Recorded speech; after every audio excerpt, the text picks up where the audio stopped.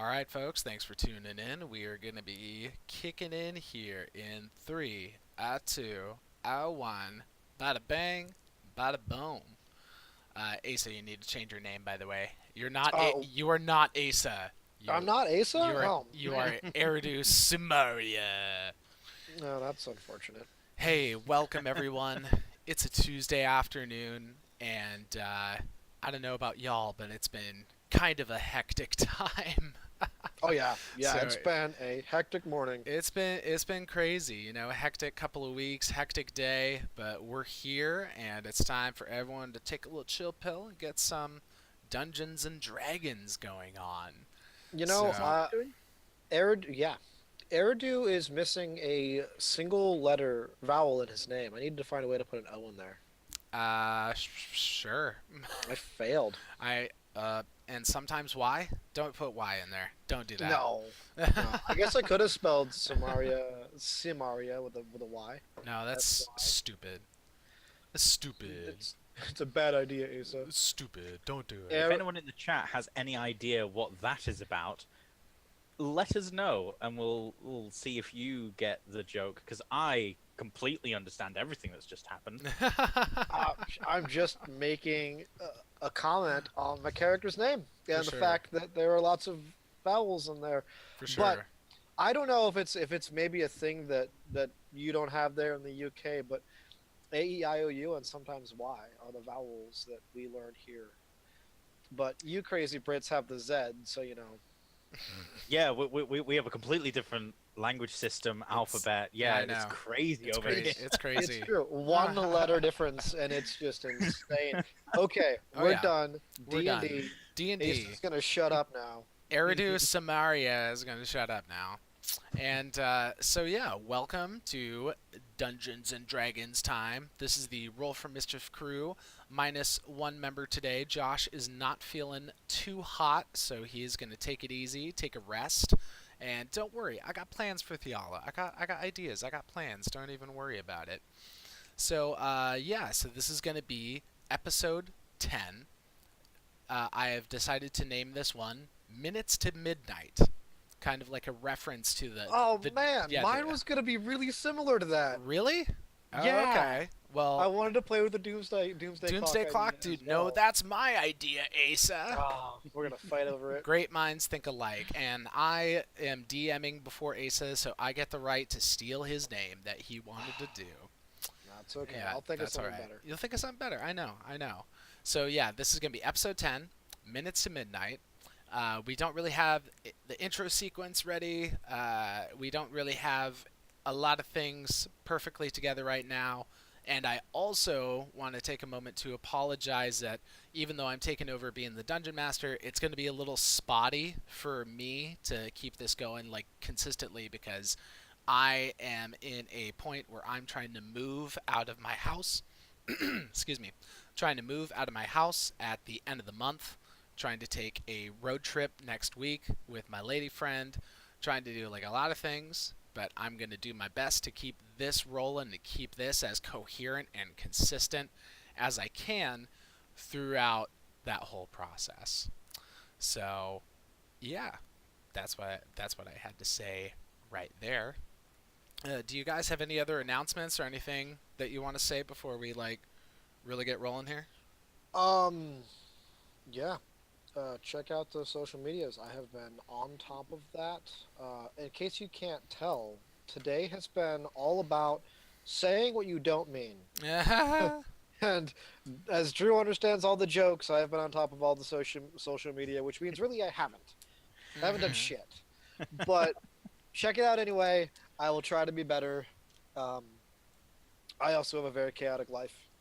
Uh, but that's what happens when you have four kids. That's what happens.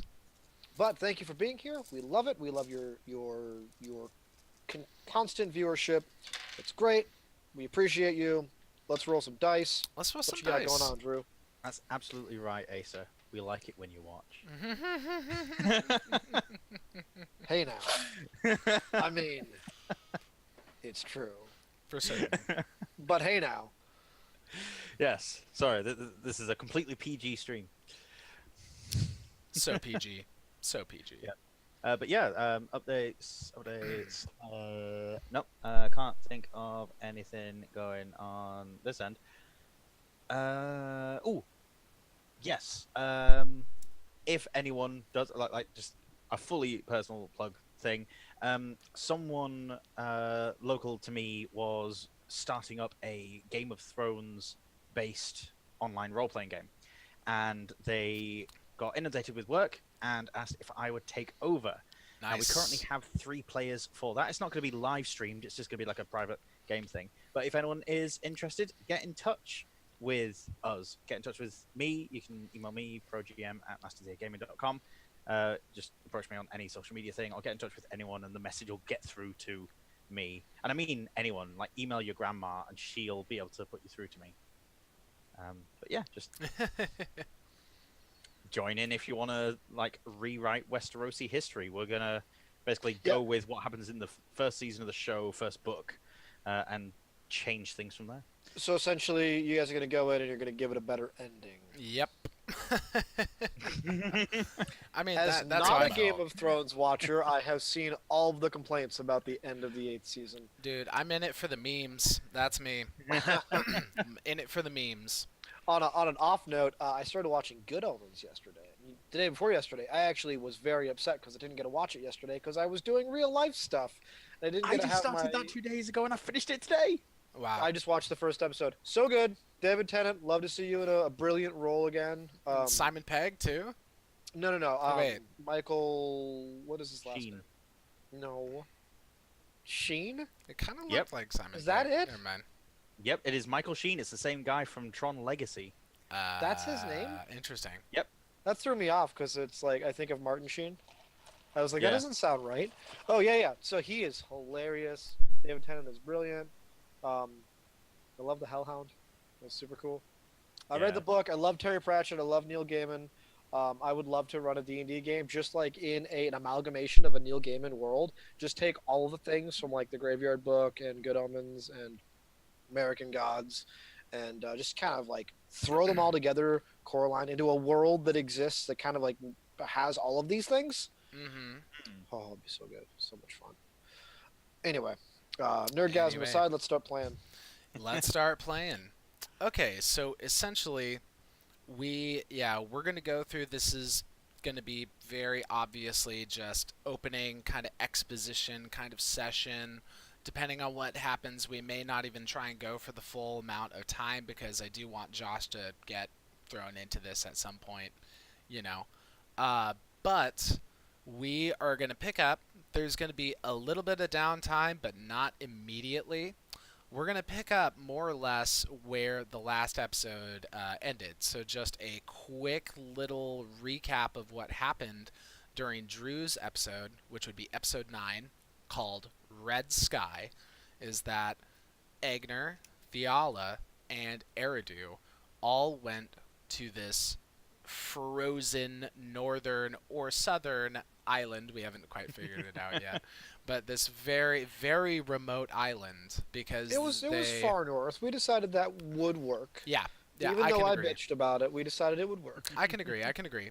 So they went to this remote island because they got some intelligence that suggested there was going to be a secret weapons test happening. And they were going to try and do something about that. And when they got there, they found the situation was that the Azamar and the elves have taken their mechanical dragon idea that the characters learned about a long time ago. They have taken that whole idea and that whole thing, and they are actually trying to test this super weapon out on the island. And opposed to them are all these dwarves that are getting the Warforged online and trying to take those super weapons and like test those, and like there's a huge conflict brewing that we more or less got in the middle of. And there was a crazy white dragon that came in and like messed up the mechanical dragon, and all this crazy stuff White happened. dragons, am I right? I know, right? Also, some other notable things included our characters getting a fat treasure trove of loot that I just remembered that I don't know if we actually talked about what kind of loot was involved in there. We But, did not. We did but, not. but we can talk about that later. The other thing is that that could be a time filler. it could be a time filler. Our characters also met up with both On and Alton, two previous player characters that went rogue, or more like changed sides. And Egner had a really intense conversation with the two of them to try and convince them of the goodness in Eridu's heart, and trying to convince them that this path that they've chosen is ultimately the wrong path. He said a lot of heavy things, such as like, yeah, yes, I mean, such as you're on the wrong side of this war, and history will not remember you kindly for this, and all this heavy shit. And more or less at the end of it, I mean, yeah, can we talk really quick? Just like we kind of glossed over some of the ending part a little bit, but essentially, Yeah, we did. But that would be cool to. yeah, I just want to kind of like just weave that last bit into this bit, Okay. So essentially, we're gonna start with your characters going back to the ship, you know. And for right now, I'll go ahead and be Egner because Egner's right there. And I just want this moment for the characters to try and like grapple with, or like process, like all this stuff that just happened on the island. You know.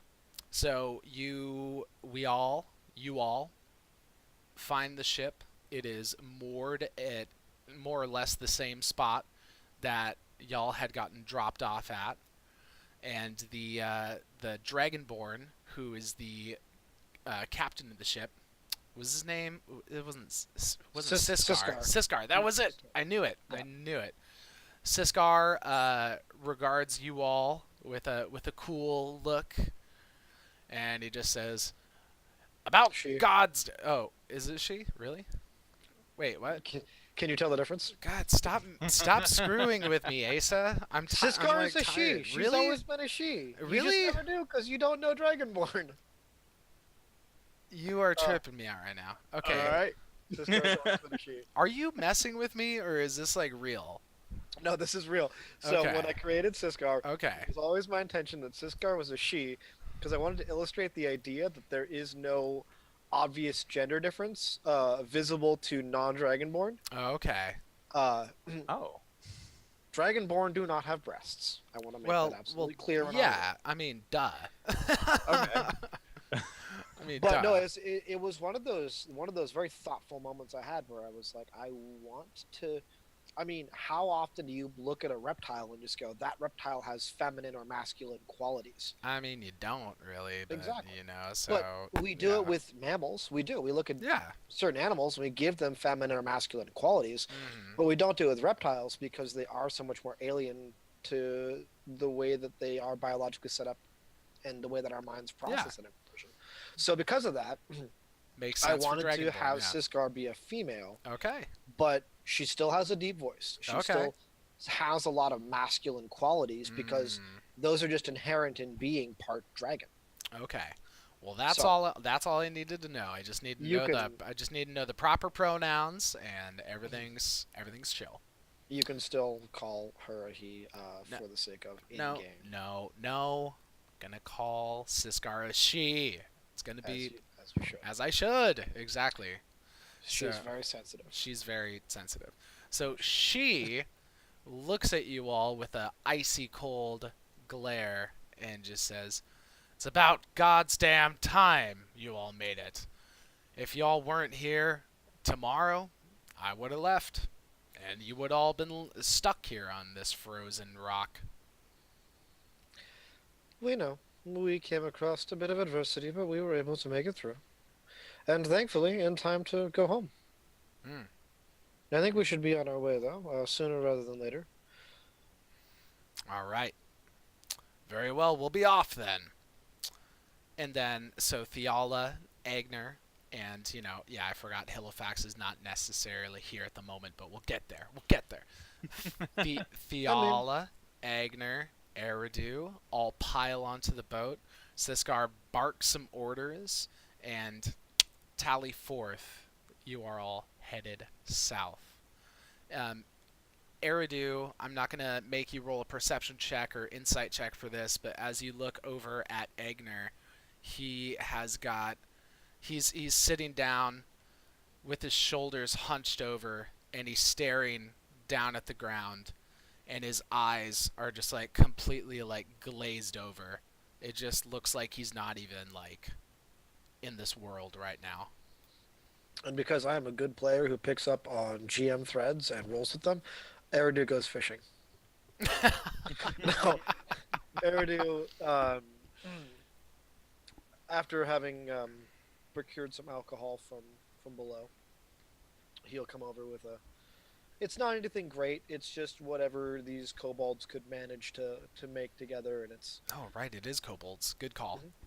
to Eridu's taste, it's definitely unrefined.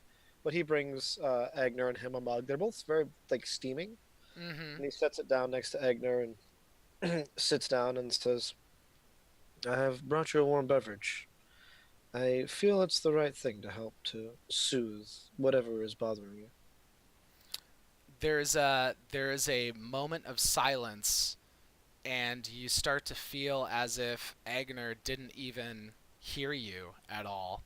And then there's a shake of the head, and his eyes just kind of go wild and kind of snap around for a second, and then he looks over at you, his eyes still wild, and he just says, "Ah, um, thank you, my friend.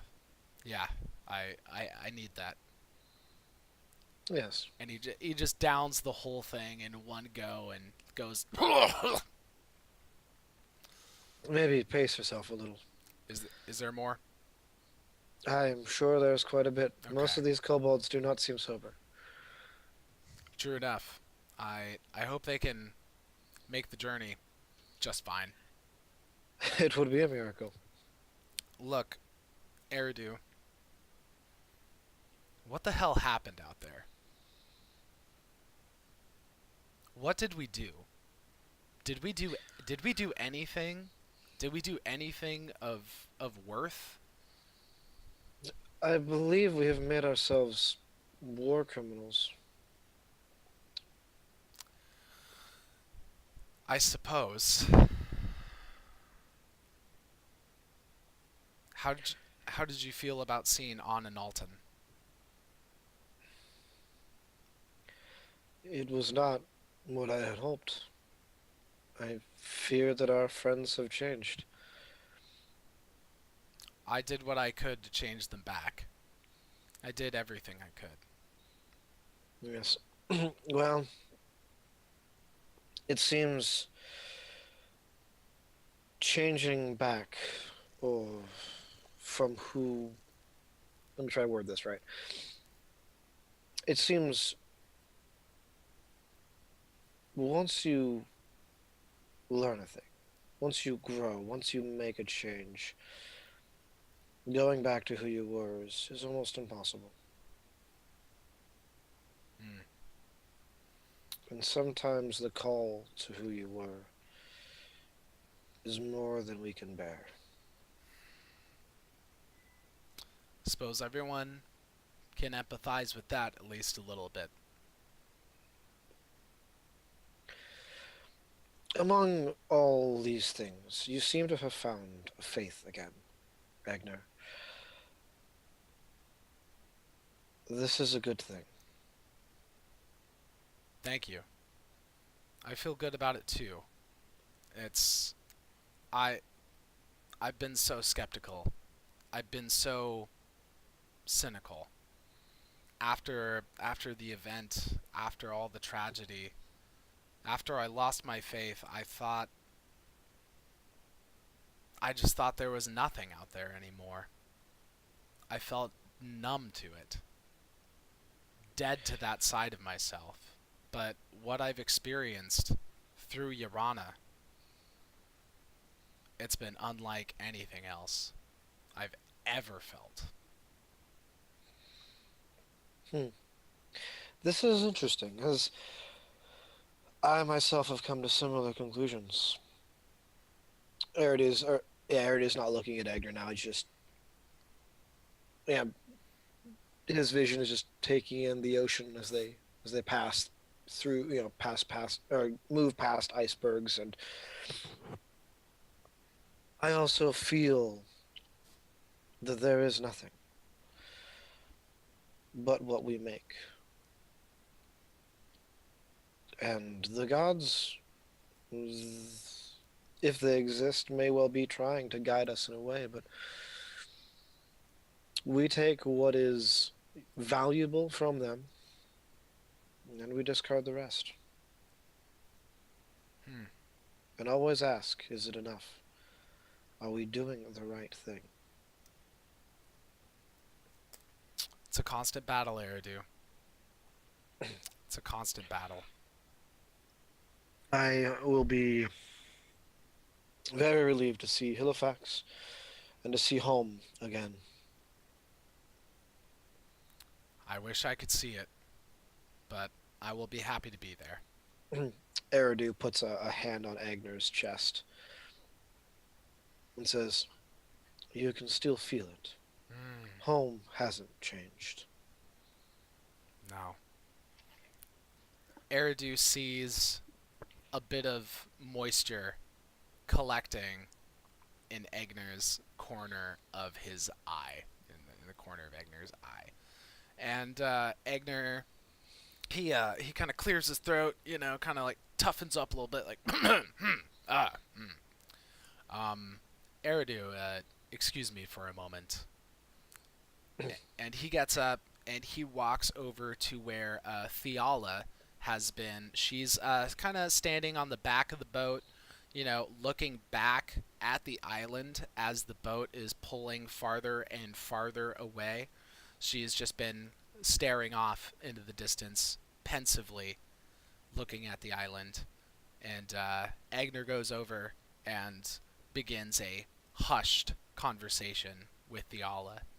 And yeah, and we can go ahead and fast forward a bit. Like, I'm not too worried about like the exact amount of time that it would take for the ship to get back, but it's over the course of days. At least like It took us four. a month to get there, didn't it? Wait, what? No, I think you're thinking of something else. You're thinking of another one of Drew's adventures where it took like a month for us to get where we're going. I just thought it took a long time. So Do you remember? Off the top of my head. Okay. Well, it's And about amount go of on. time. it's an amount of time that's roughly the same amount of time that Drew said at the beginning of his episode. an amount of time. An later. amount of time. And yeah, it's like your characters can only do so much to downtime activities on a boat, but you're doing what you can.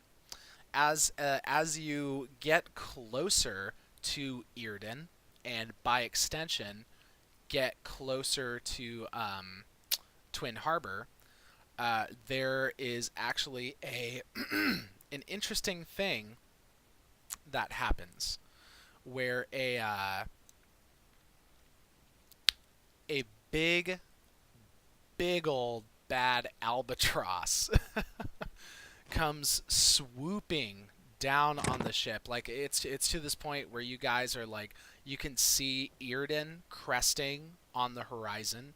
You're getting closer. It's like the sun is rising. You're getting all this like hope and everything.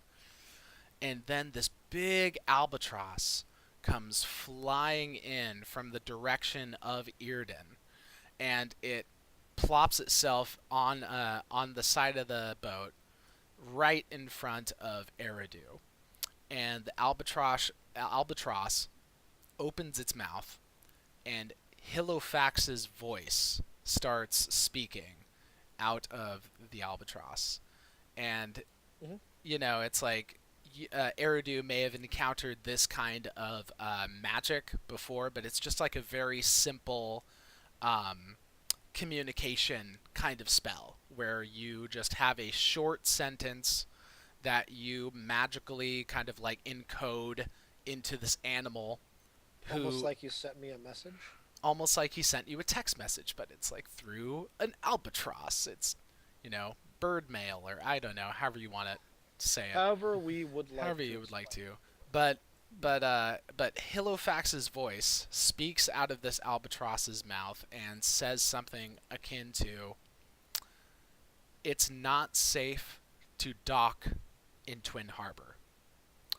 You must go east." And he tells you the name of a town that has a small dock that would be a safer place to go. Okay.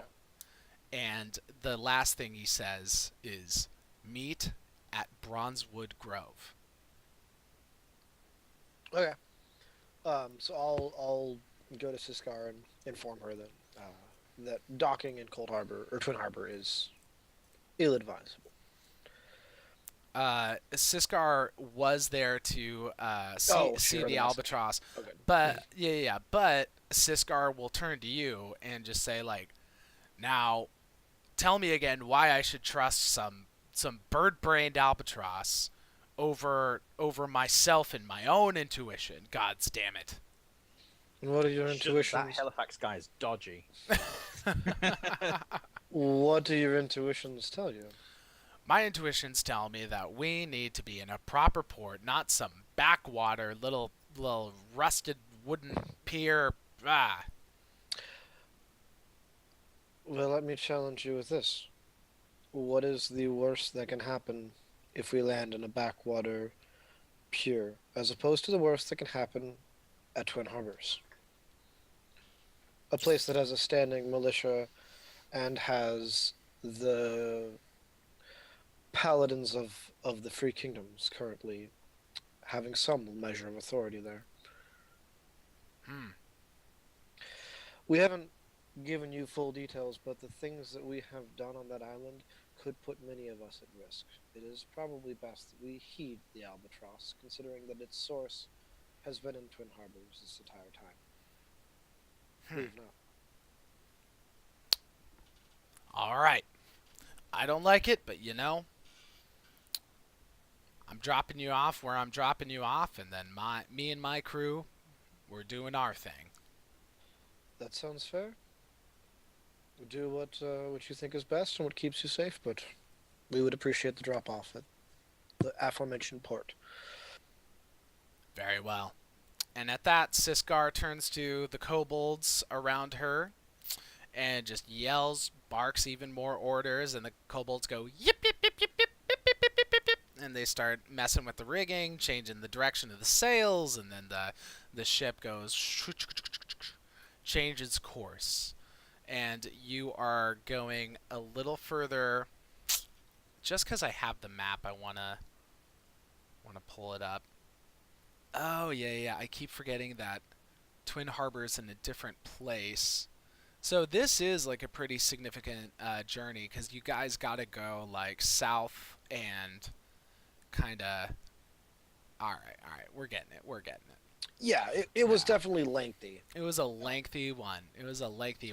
So I'm gonna say that you guys came south. Like maybe this island is the one that's like north of Jor and Baston, and it's like that. Yeah, it's just the like on that whole Arctic line up there. So I think it's the tiny one right there. Maybe we'll call it that. So you guys went south, like between Jor and Baston, like kind of close to Tel Aviv, and you're landing on the right claw-looking thing, like east of Twin Harbor. All right. You're kind of over there, and Yes. definitely. So y'all get dropped off, and Egner this whole time, even through like the albatross message and all of that, he has been meditating. It kind of looks that way. He's Okay. he's never really been one for meditation, and with this it looks a little more painful almost. It's like he doesn't look very calm. His eyes are closed, and like, there's a lot of like his eyes are like kind of screwed shut a little bit. His brow is furrowed, but he's not making any painful noises or anything like that. But he's spending much of the journey in this kind of meditative state. And you guys land. Siskar gives you one more big old jug of that kobold rotgut that Eridu was taking such a liking to, and bids you adieu. Sounds good. It's been a pleasure. If you need us again, perhaps call us, or maybe don't. I think we're going. Yeah. You've been more than helpful. Thank you. Mm. If you're ever if you're ever in Ashika, come hang out. Have a little more of this stuff. I would like nothing more. Very well. If she's got any sense of insight, she might notice that that's not so true. Yeah. It's not her. It's Yeah. the Oh, for sure. So she don't mind at all, and the ship is off, dude. All right. So you guys are, pretty much in this just like little backwater town and whatnot, and it looks like a good place to chill. But Egner is of a singular mindset, and he just starts walking confidently through the little pathetic excuse of the main square of a town. He just keeps walking on through, and he looks over his shoulder and just says, "I know the way. I know my way home." Yes, you do. And I will follow him. Hmm. So Theala, Eridu, and Egner, take about another like day's journey. They sleep on the road. They are just kind of like trucking it all as fast as they can back to Bronzewood Grove. And Halifax isn't with us yet. no, but Halifax told y'all to meet at Bronzewood Yes. Grove, essentially. And so in the afternoon of the next day, you crest the hills that are east of Twin Harbor, overlooking the city, and you arrive at Bronzewood Grove, where you are greeted by a small collection of the druids who have been hanging out there, and they have gotten very comfortable with their life there. It's like they've taken over as the primary caretakers of the land, and they've really spruced the place up, and they've really like got this very vibrant like garden going on. They've just made it pretty legit. Also should be noted that since they've gotten so comfortable and this place is so like removed from everything, they're very comfortable walking around naked. They've got to kind of turned it into their own little nudist colony, and they are not perturbed at all by seeing you guys come up, and they just wave like, "Oh, hello. Good to see you all again." Oh, and it should be mentioned that Halifax is there, looking a little uncomfortable. Eridu, upon seeing the druids unclothed and completely within their natural habitat, removes his own robes and greets them warmly. It is a pleasure to be home. Halifax. Eridu. I see you got my message. Indeed, yes. What is happening in the harbors? Okay, just like little side note. So, essentially, Halifax is all right. Let me put it this way. Halifax knows some shit, but he doesn't want to be the one to tell them, and this is not necessarily the right place. And Halifax's thing is that you all need to meet up with Emily. That's like kind of Okay. what he's gonna be saying. Okay. great deal has been happening all over. In Twin Harbors, in particular, it might be best if you hear from Emily directly. Um, Part of understanding is in the delivery, and as much as I idolize my bardic heroes, I am no bard. That's understandable. Is Emily here, or should we find a way back into the harbors? She's at the Temple of Anesti, the Resistance hideout. She is still there. And I'm assuming that we have a plan for getting ourselves in unnoticed. If we're skillful enough.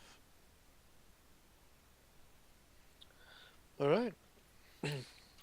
Well, I could use a bit of a rest on a proper bed, in a proper place. I'm sure Agner wouldn't mind spending a moment in his home. But Look, we can about make the journey shortly. about that, you all are more than welcome to stay here for as long as you need. Bronzewood Grove is my home, but it's your home as much as it is their home. Gesturing to the druids. But I cannot stay at the moment. I've struggled with how to tell you all this, but I must go on a journey? No, that's not the right word. It's a pilgrimage. I have received a vision from Urana herself. I saw her. She spoke to me. She commanded me to do this for her.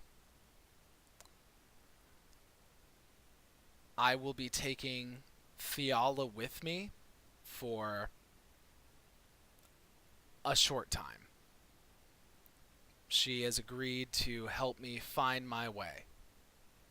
But at some point, I must do the rest of the journey on my own. It has been commanded, and I must do this for Urana, who has given me so much. That is understandable. I've not known you for as long as Eridu has, but I feel that your spiritual growth has been quite the ordeal for you, as much as it has been a blessing. Yes. There is something that I wish for you to consider while on your journey, And what- perhaps even before you leave. What's that? Could you implement a dress code? Because this situation is quite disquieting. I know not of what you speak. What are you talking about? If the druids get a little within the vicinity, Oh. I would rather not see everything as nature intended. Oh, I see. I see. Hilofax, about that, you'll just have to talk to them yourself. Or perhaps ask them to at least spend a little more time in their wild shape animal forms or such. I mean, yeah, I mean, it's a lot better with it with fur covering it all, right? Sometimes, although one of them did develop a taste for turning into a horse and standing near the chill box, just so that his partner could observe the shrinkage.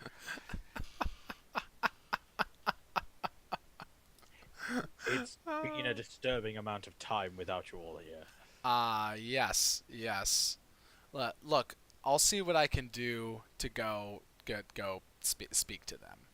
And he goes over to, I'm blanking on some of the names, but some of the more named characters among the druids. He goes and speaks to them, and they kind of give him this look of like, like what? Like no, like and they eventually start shrugging like, oh, okay. While this is happening, Eridu steps up and puts an arm around Halifax. Naked as a Also jaybird. naked as the day he was born. Halifax, there is a beauty in nature, and perhaps it is time that you embraced it. Mhm. I'm certain that that will be a day that happens at some point. Today is not that day. Well, we all must start somewhere. Hmm. Yes. Perhaps I might employ a sleeveless tunic at some point, but until that day, I'll just content myself with my coverings. Thank you. Eridu gives him a sly smile and, oh, you knave. The things you will do. Oh, speaking of Eridu, I realized that I may have shocked you with my message, but I was hoping to hear of your journey. I realize Emily sent us both in different directions. What happened with your island journey? I knew nothing else of the mission. Well, I'll tell you what, since Agner appears to be on his way out, we might as well leave sooner rather than later. Why don't I tell you along the way? Hmm. I'd appreciate it. Thank you. Um, so, Eridu will prepare to leave, dress himself in simple clothes, and yeah, as they are walking, and he is in a state that Halifax is more comfortable with. Hmm. He'll explain the Oh, events of the journey. oh, well, but before that, I just wanted to make one little, just one little, like, emotional goodbye moment where Oh, of course. Egner goes to both of you, and he grabs you both in a big, solid, just a big old bear hug, and he just says, "Go with grace. Go with grace."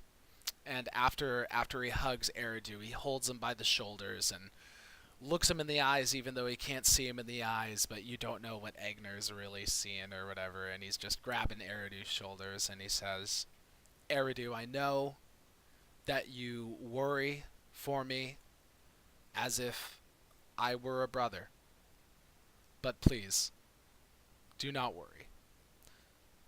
I am with Urana now."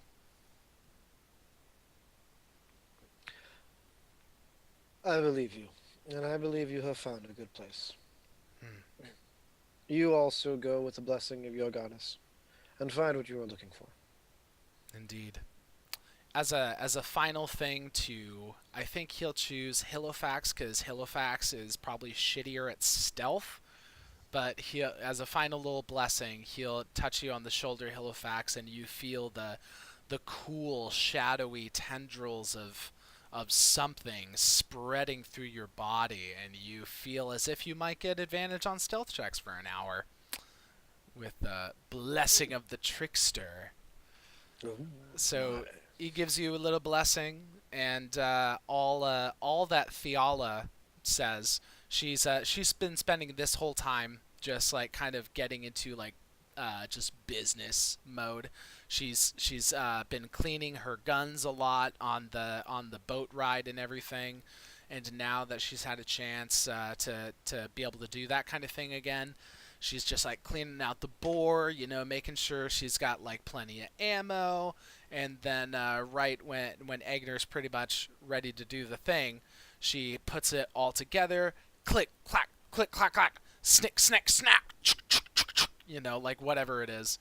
And she stands up with the gun, and she just looks at the both of you and just says, "I'll meet up with you later. Don't worry about nothing." When it comes to you, I never do. I shall see you, Thiala. Yep. I'll be right back, pretty much. And then the two of them are off. They go north. They start walking north. Okay. Yeah. We can be heading out now too, right? Yeah.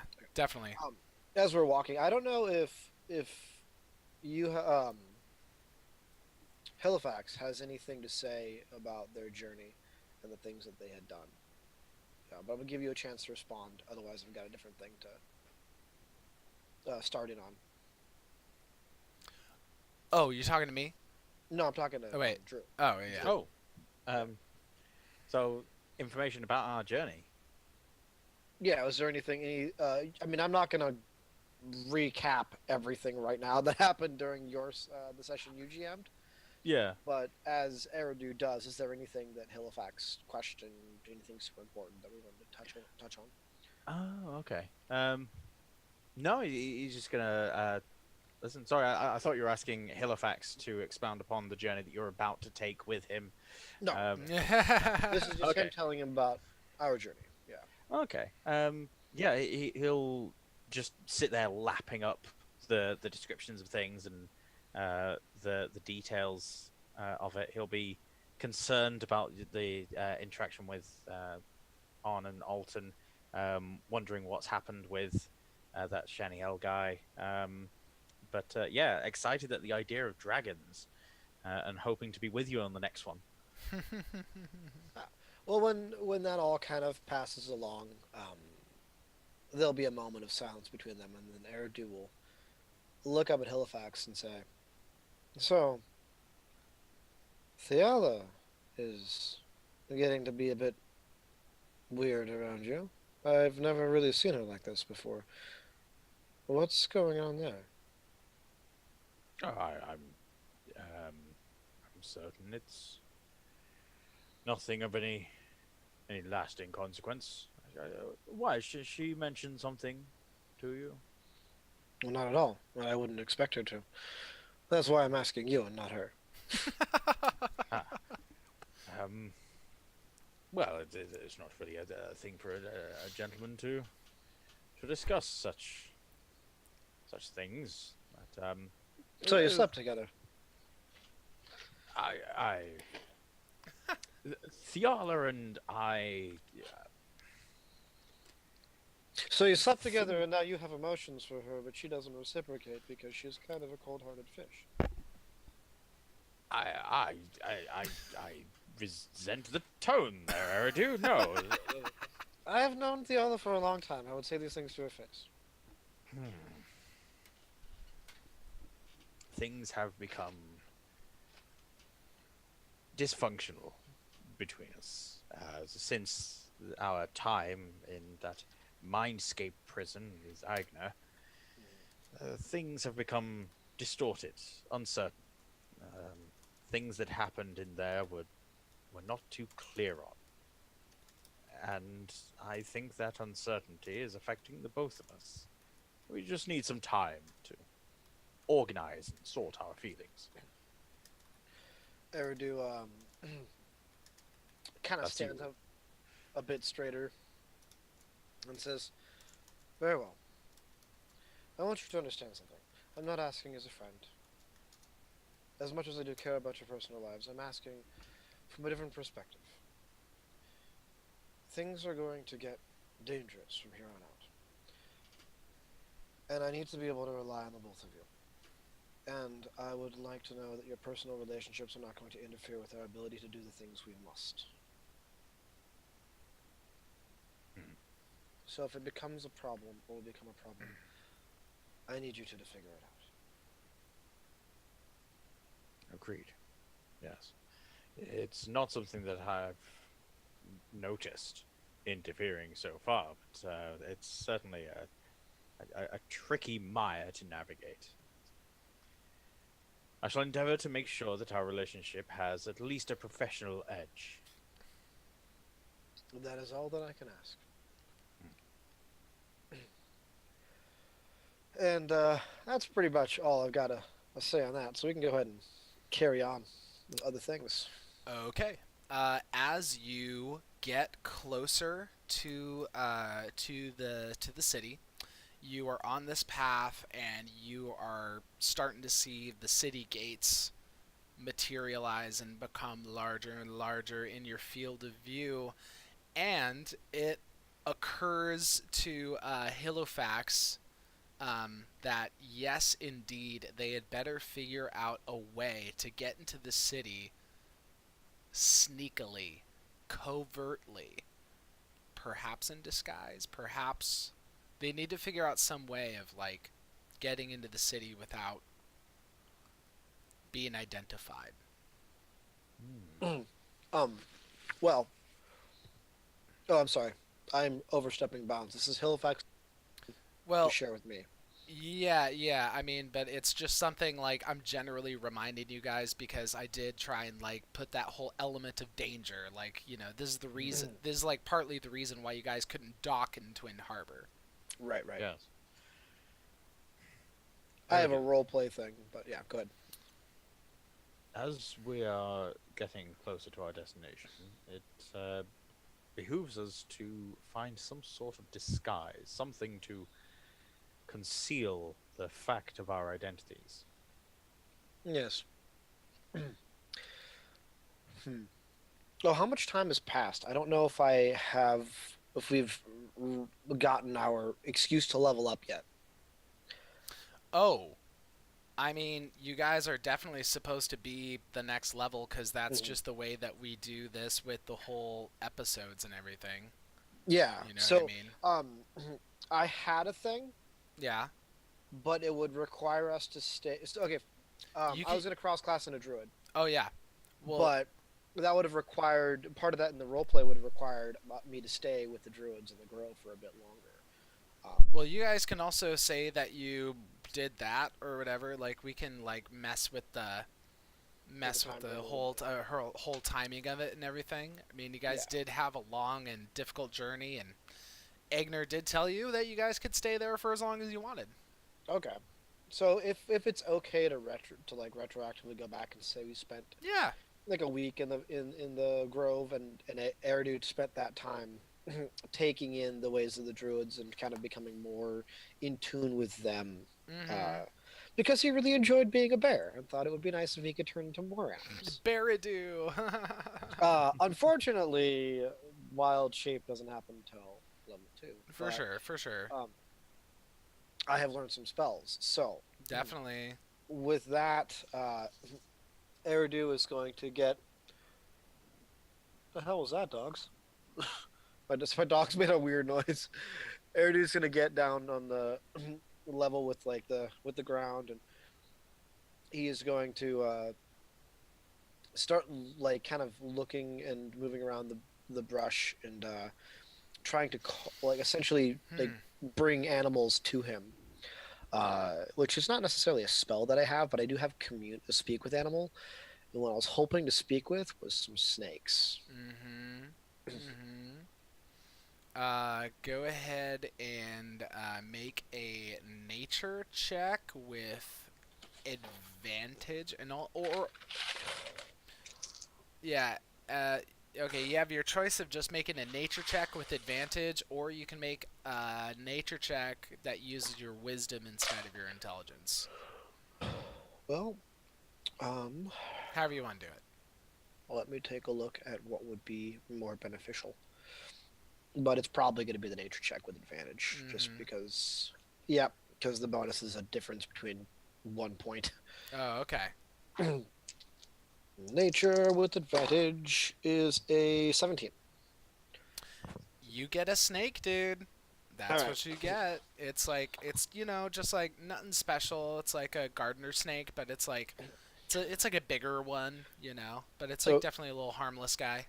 Eridu puts his hand down, and the snake kind of slithers to him and like coils around his wrist, and he brings it up so that their faces are close, and he whispers, in a tune, a language that Halifax would have no way of knowing because he wouldn't know Druidic, and is pretty much asking the snake for information about the areas around the harbors where its weak spaces are, where people of where beings of their size can get in without much interference from Mm. the two legs. The big old two legs, huh? Yep. Well, so I'm pulling up the Twin Harbor map, and you guys are going to be coming from the east, and hmm, Yeah, he'll kind of point you toward this area that's kind of like smack dab in the middle of the where the two eastern gates would be. You got the one that's on the northeast, and you got the one that's like going directly out east. And yeah, there is a section of the wall on that side that yeah is crumbling a little bit. He tells you that that's how they get inside the city and find all the sweet little mices and mouses and rats, and the snake you're talking to is very excited about how many rats are in Twin Harbor. You are muted, sir. Oh, you're correct. Yeah. I will say, would you like to come with us? Perhaps you can find yourself a nice meal to hunt. Which means yes. Okay. uh, all right. So I will tell Halifax, there's a place along the wall that is collapsing, and we could probably get in there unnoticed. We're taking this with us. Showing him the snake. A new friend of yours. A companion for the time being. Hopefully, when we get inside the city, he can find something to eat. Is there a way for us to obscure our identities, hide who we are, as well as secretly get access to the inside? Well, there were wonderful spells that Theala had at her disposal that I do not possess. But I do have a robe, and I can put a hood on. As I've learned from many a video game, if you just stand with priests, nobody asks any questions. Indeed. I have been conducting my own arcane research for a few days. Perhaps I've learned a few new tricks to help us get out of any binds that we find ourselves in. Let us go where your snake suggests. Sounds good. Very well. So you guys are now kind of headed off of the official path, and do a little bit of walking through the undergrowth, the trees that are surrounding the city, and it kind of turns into tall grass as you get closer and closer to the wall. And for this whole kind of going off the path through all this undergrowth, I would like stealth checks. Okay. I And- would, as we're making our way into the wall, Yeah. like to put a hand on Halifax's back and cast guidance upon him. Okay. So Halifax, I'm also going to give you the advantage that what's his butt Agner was able to bless you with. This is pretty Okay. much like you're just catching like the very tail end of that blessing, and this is going to be like the one go that you have with it. So So it's Guidance not going to equals- be Halifax that messes this up for us. It's going to be me. yeah, Is guidance a D4? it Guidance is is a a D4. D4. I'll show you why. Yeah, that's a one, all right. So why? That's a- Oh that's a dear, one, I rolled a alright. 5 and then a 6. But I've got wow. a 4 on the D4. Mhm. So that's 10 plus my dexterity, which is 3, so that's 13. And am I proficient? No, I'm not. See, I am 13. proficient. I have a grand total of 8. So we got a 13 and we got an 8. And then if Okay. you want to rule that we can critically fumble skill checks, I rolled a critical fumble. Well, I'm not gonna say it's like a critical fumble, but I mean, like for the purposes of it, it's definitely like a failure. I'm not gonna count it as like, yeah, I'm not gonna count it as like an extra failure necessarily in this case. But so essentially, what You're happens? much nicer than me. I know. But so essentially, what happens is that you think that you are totally doing it great. You think you're like going past the underbrush and everything, and you're like thinking I feel that like I'm slithering like a snake. yeah, you feel like you're slithering like a snake, and you got the snake. And then all of a sudden, you hear what can only be the heavy hoof beats of a big old fucking horse. And these hoof beats grow closer and closer, and then before you know it, there's a whinny and a neigh and a wah, and then right behind you there is a essentially one of the city guard of Twin Harbor on his horse. He's all armored. He's got his sword on his hip. He has got a nice looking like chainmail kind of, what do they call it, a coif, just like the headpiece.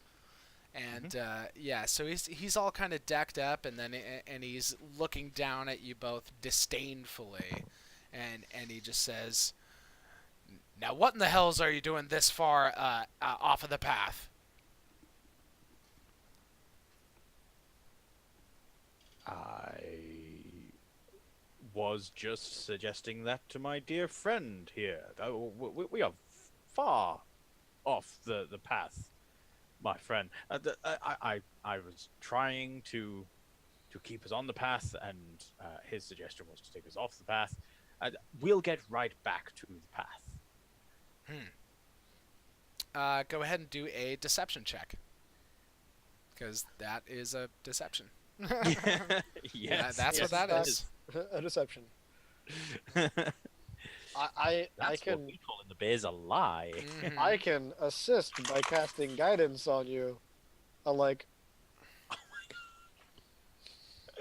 That is a grand total, with deception, of 6. Nice. So- everything you said word for word is perfect. That's just as convincing Oh, nice. as you should possibly For be. real. So, at that, the guard just like goes, "Pfft. All right, that's it. Let me see your papers right now." I'm Alright, I'm gonna go ahead and I found my wording for this. I'm gonna cast Charm Person on him, Okay. but I want to figure out what I want to say. Will you go ahead and make the DC? It's a 15. Don't tell me the result yet. Before you do so, Asa. Talk it out. Um, I'll be right back. Okay. I mean, I have Hypnotic Gaze, which doesn't take a spell slot.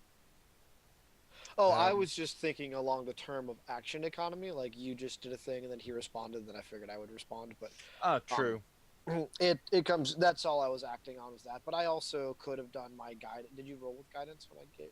I did. I rolled a 1 on the D4, a 4 on the D20, and I got a +2. I'm okay with, since that can be my action. I'm okay with you doing that, like getting the action for me, since we're still at a level of each of us has taken only one action. Mm. I I do- suppose I'll These are certain moments where I like to have a bit of an initiative, like not necessarily a strict initiative, but the idea of being aware of a singular action moment. Yeah, yeah, Mm. that was quite good.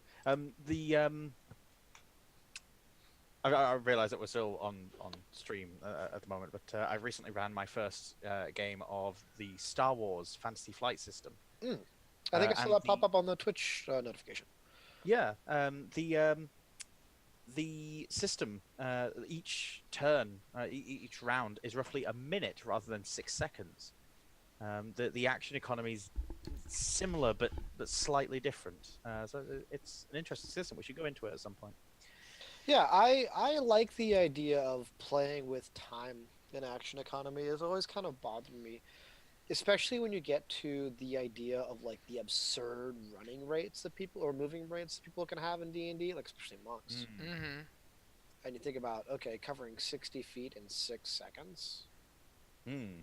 Like I get 30, yeah, but like 60, 75, that is insane. Mm-hmm. On top of which, doing attacks, doing secondary actions, those sorts of things. I've always liked the idea of playing fast and loose with action times. But anyway, back to our game-wise. So, yes, yeah. you may go ahead and take your action before I do.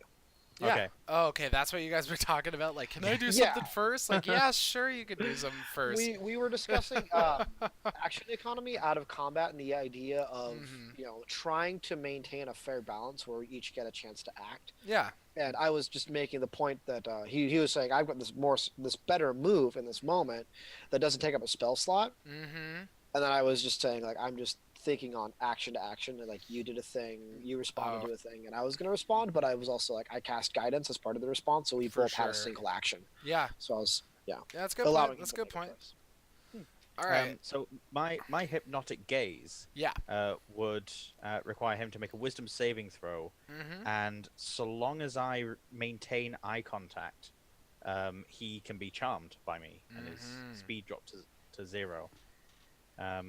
But he's also like visibly dazed, so if anyone sees it, they know that I'm like sticking him with like a snake eye gaze sort of thing.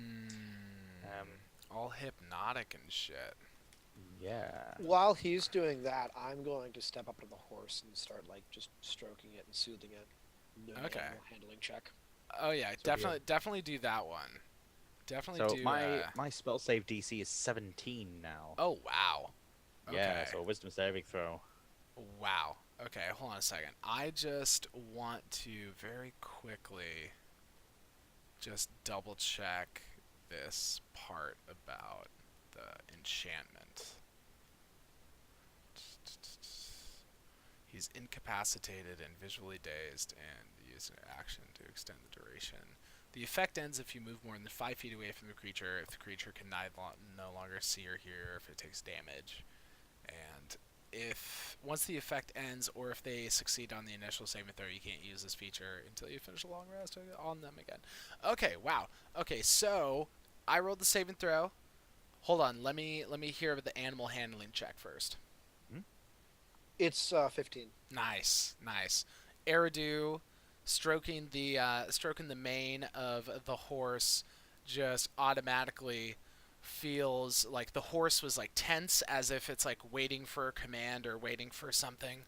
And as soon as you start stroking the mane of the horse, you can feel the muscles on the neck and everything start to relax. You know, the horse gives you a nice little nuzzle on your hand, you know, or on your arm. It's like it's a happy horse. And as Halifax affixes his snake-like gaze to the dude, he obviously fails the saving throw and is completely, you know, he looks like he's about to say again, "Let me see your paper." And his jaw just goes slack. A little bit of drool starts like creeping out of his mouth on one side. His eyes go glassy, and yeah, he's just like locked in your gaze and just completely hypnotized. Tell me, is there any visible means that myself and my friend could adorn ourselves with to avoid being harassed by you and your friends? The charmer has advantage on any ability check to interact socially with the creature. That's what it says. Persuasion. Yeah, so you get advantage on a persuasion check against this fool.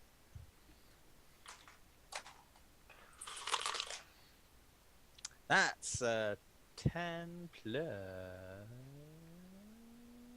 2, 12. That's not as groundbreaking as I was hoping. You gotta get your charisma up there, man. I know. Yeah. My charisma's not terrible. It's not the worst. 13 to 14. Well, more you gotta get Or yourself thir- trained in some 14, 15. some social skills. Yeah, Yeah. need some social skills, but that's all right.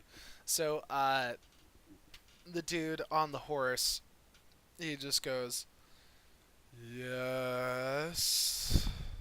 Yes." Good. Do you happen to have what we might need? A badge, perhaps? A writ? Saddlebag. Saddlebag. Saddlebag. Eridu will edge over and rummage through the saddlebag.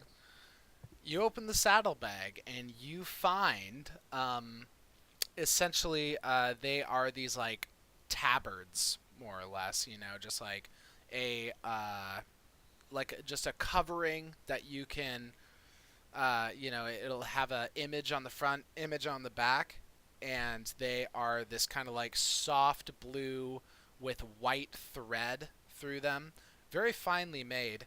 And you know, this is like something that guards will wear sometimes, and you know, not just guards too. It's like this kind of like generalized thing where if there's someone who's like doing work for the city or like doing like It's almost cleanup like over here. a militia's tabard. Like Yeah, you're it's part almost of- like a malicious tabard, but it's also used for like more like civil things, you know, too. Yeah.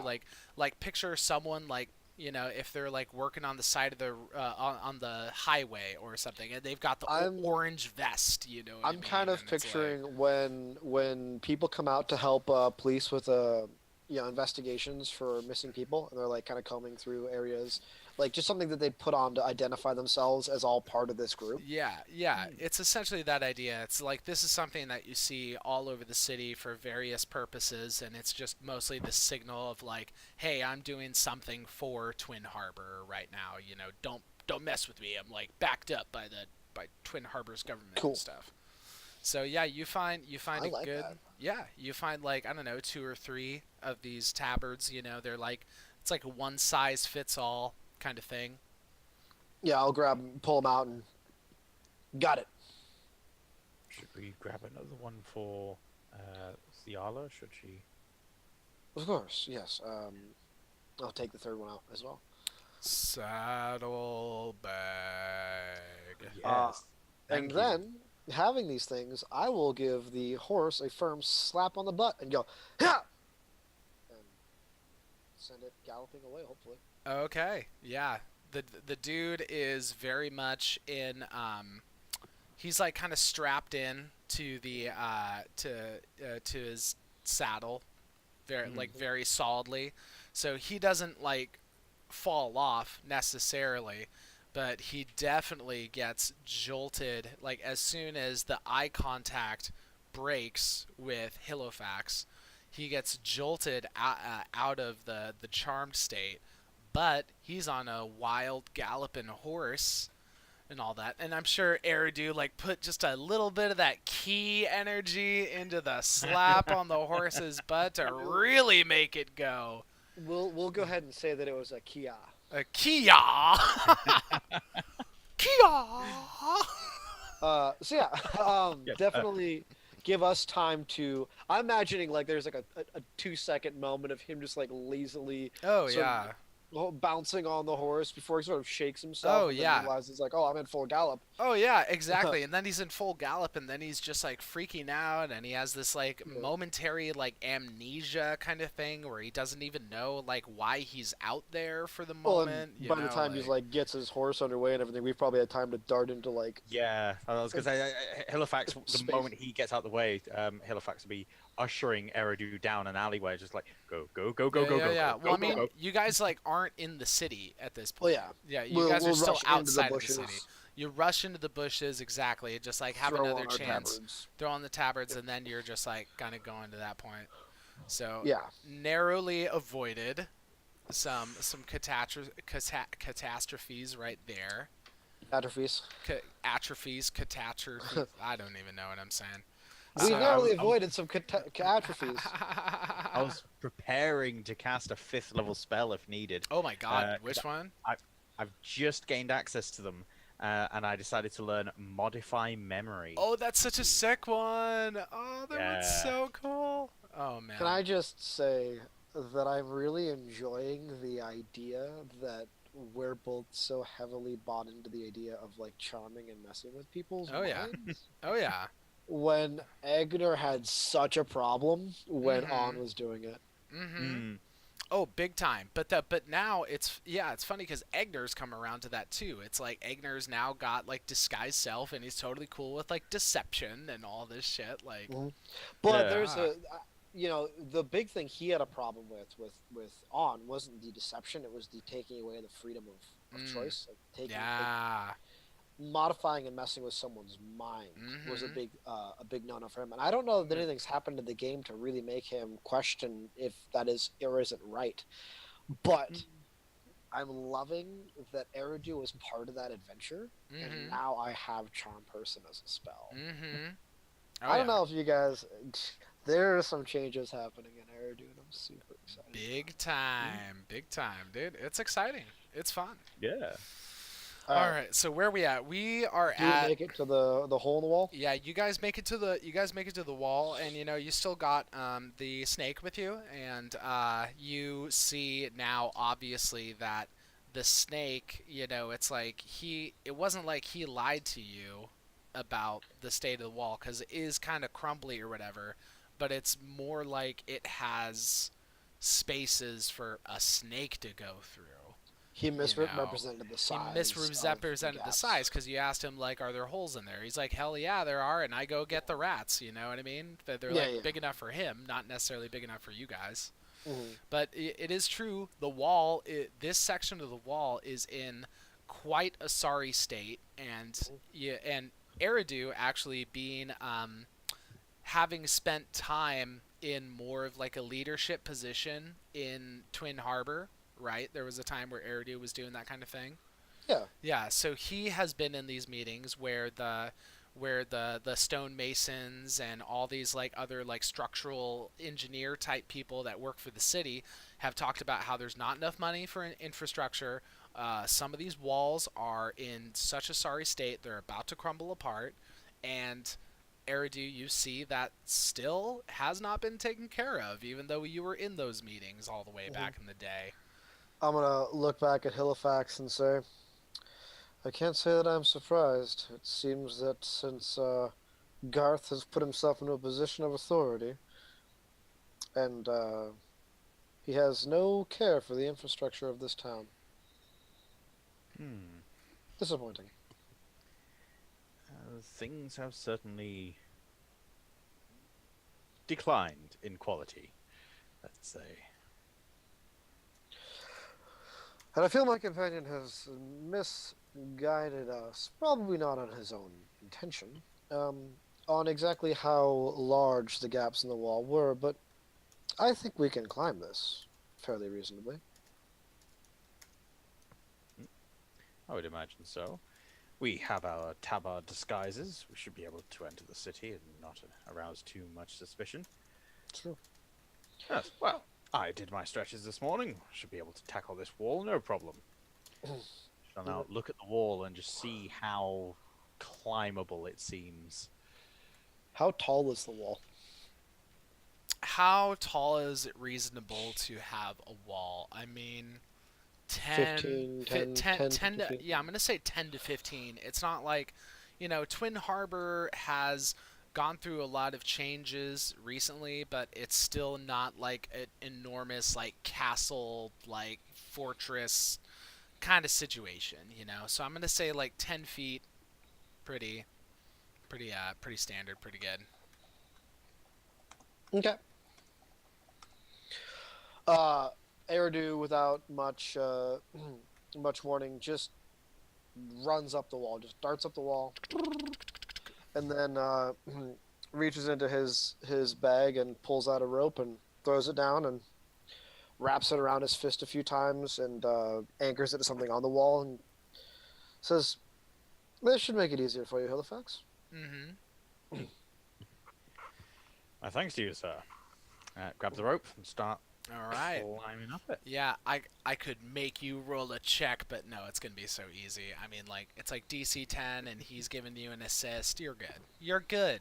You guys, in your tabards, you make it to the top of the wall, and pretty close to either side of you, there are the various ladders and little platforms and everything that help people get from the ground to the top of the wall for their posts. Do a quick little perception check, the both of you.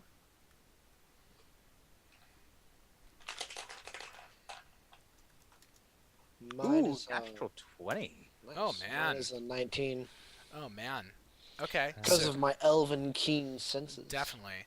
So you guys crouching on top of the wall. Halifax looks left. Eridu looks right, and you get a sense of how many guards are posted on this like whole kind of section and this like perimeter of the city. And after watching for a little bit, you get it's kind of like in Metal Gear Solid where you got to wait for the guards to like do their whole perimeter, and then you just get the timing Oh, yeah. just right when they're both like walking away, and then you're like, now go go go go, and then yeah, you just get the timing right, and you both go down, and then now you are there.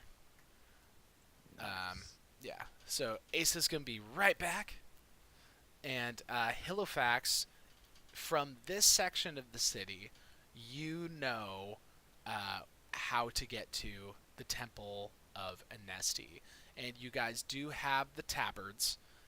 But is there, and Eridu's probably going to be having the hood over his face. Are you going to try and do a little bit of anything else to try and obscure yourself? Yes. Let's see, what kind of clothes do I would probably have a hood with my clothes. It doesn't say so. Come on, Um, every wizard's got a hood. Every wizard has to have a hood. I will also pull up the hood and try the whole Assassin's Creed, like, let's just walk together with our hoods up and maybe we'll just be ignored. But I'll certainly be there ready with this hypnotic gaze thing. Hmm. I keep looking at this instinctive charm thing, and I can't remember what it is. I've got it oh, pulled yeah, up right here. Yeah, it's when someone attacks me, I can make them hit someone else. Hmm. So that's not applicable. But yeah, I suppose we just go for whatever would be the quickest, or maybe not the quickest route. So what seems to be the quietest route, I think, is what Taking Halifax- paths that are less traveled. Mhm. yeah, Yeah. to try and Less lower the traffic. chances of us. Hmm. Might Eridu suggest sometimes hiding is easiest if you're hiding in plain sight. Instead of finding the least trafficked areas, we might find the most and get ourselves lost among the people who are travel or who are in those streets.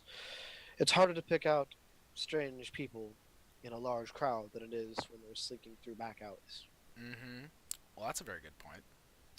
That's a Uh, very good point. This is why Eridu is trained in stealth. Halifax Exactly. is not. So it just so happens that where you guys came out on the eastern side of the city, that is relatively close to the big public square, and that is going to be where this big market is taking place. That's Pretty the much. square well known for being the place where a very important ambassador was assassinated. I believe so. I believe so. I can't remember which side on the city it was. Maybe it was in the eastern I'm side. pretty sure it was Eastern because Eastern is Free Kingdom side. For sure. And I want to say since he was an ambassador from the Free Kingdoms, he probably Mhm. came in from that side. Yeah. Okay. Well, super chill. So you guys get out into that square where the certain ambassador was killed, and you. As we're walking into that square, Eridu is looking around and saying, I remember. What was the ambassador's name again? Teladris. Teladris. I remember when Teladris was assassinated. I was standing just over there. Hmm. This is a terrifying day, all told. So I hear. It was definitely quite chaotic. Did you know that I actually came face to face with those assassins? Dwarves, weren't they? They were, yes. Hmm. Yes, I remember hearing the news. It was several days before we learned of it back in the home city. As fast as the messenger could get to us, we mourned for a good day or so. Was Teladrius well loved among the people of the capital?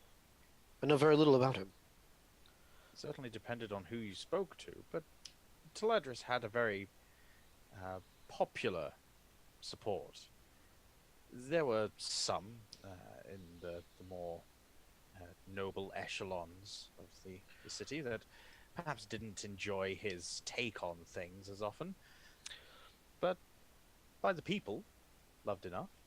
I heard rumor that he worked hard to create relations with the Empire and had wanted to find a common ground between the kingdoms and the Empire, maybe even establish treaties, trade routes, things of those sorts. It is the sort of thing that he prided himself on. But Interesting. no longer. In fact, I don't know too much about his successor. Mm. Uh, It just would seem if these are true, and he worked so much to find a of relations between both kingdoms, that wouldn't it be odd for the Empire to want him assassinated? hmm. You know, I hadn't really given it much thought about the motivation behind it. It's just being considered a tragedy. From what I understand, it's also often considered something that was planned by the leaders of the Empire. I believe most, at least in the city, from rumors I've heard, believe that the Empire wanted him dead, that they had nefarious intentions with the kingdoms, and I just don't see the benefit of killing someone who is trying to create some level of equality or relations between your kingdoms. It is certainly known to the populace that equality for all means fewer superior resources to some, as some are seeing equality as a threat to their own supplies of whatever it is that they trade in. Sometimes it's physical goods, sometimes it's political power, sometimes it's just the idea of having more than others, and it's sufficient for them to have this feeling of contentment in their lives. The idea of equality would scare those people. That's other people, other competitors in the market, so to speak. Such a wrong way to think. I mean, there is enough out there for all of us, isn't there? There is enough to make everyone, to give them a sense of contentment rather than a few trying to hold many of the resources and leaving those who do not have the authority or the power to fend for themselves amongst what's left. There is an ancient proverb that has been repeated by many a bard in Home City. This ancient proverb speaks of two empires, one weak, the other strong. And forgive me, I'm no bard myself, so I'll butcher the telling of this tale, but the weaker story, the weaker empire in this story was one that pushed its slaves to the limit. They forced inequality upon people to make sure that those few that could push that inequality lived good lives. The larger, stronger empire had such an abundance of resources that everyone lived contentedly. No one had a vast amount of power, certainly not as much as that in the smaller empire, but everyone was happy and healthy. When a disease came, the smaller empire, having the workforce worked to the bone, exhausted, they couldn't survive. The larger empire, with more resources spread equally amongst the valued populace, some did die, yes, but everyone was better and healthier overall, and so the disease couldn't quite grab a hold. The moral of this tale has always been that if you have the power to create equality, that you should do it for the good of yourself and all. Those that have the resources but don't use it to help other people, the populace remains weak. That becomes an unstable foundation. Anything could wipe it out. War, famine, disease, all of these things could wipe out the structure that you built for yourself out of other people. It's something that we, as a culture, have strived to avoid, and yet, in recent centuries, it seems that this disease of greed has seeped in. Some people do want more than others. Mm. And some people, like Garth, seem never content, and always want to fill themselves with everything that they can reach. Interesting. Indeed. I've always considered that the sign of strength in an empire is the ability to look after those that are less fortunate, the ability to carry your weak and injured. Shows that you have the strength to do so. If an empire wishes to appear strong, usually they consolidate their resources when really spreading them out would demonstrate that strength much better. Huh. Oh, it appears we are here. Oh, yes. Oh, you guys already made it? Whoa, no way. Oh my god. Whoa. All right. Hold on. I mean, I just wanted to tell you guys, like, for real, that was chill. That was super chill. Really, really good role play. Thank you. What were We'll you take a saying? bow. What were you saying? Oh, yeah, you can take a bow. Yeah. You know, really, really like it. You know, really, I think at this point in the game, it's like we've had so much exposition, so much development with all these like power players and all these like mysterious things and all these like tragedies. So I think the way that you guys started talking about Taladris and just kind of like made it like brought all these other kind of socio-economic elements into it. I think it was awesome. So go ahead and both get some inspiration for All right. some really really super chill role playing opportunities right there. Oh, that's I've great. forgotten what Yeah. that symbol looked like. Yeah. It's Haven't like gotten it the in a long rising time. sun. It's Yeah. so illuminating. It's great. It's great. Um, So no, it just occurred to me, like, that popped in my head that that is sort of the underlining factor of a lot of this game is the idea of social economic states and the way that war changes those things. And also I wanted to tie in some of Taladrius's inspiration into his character.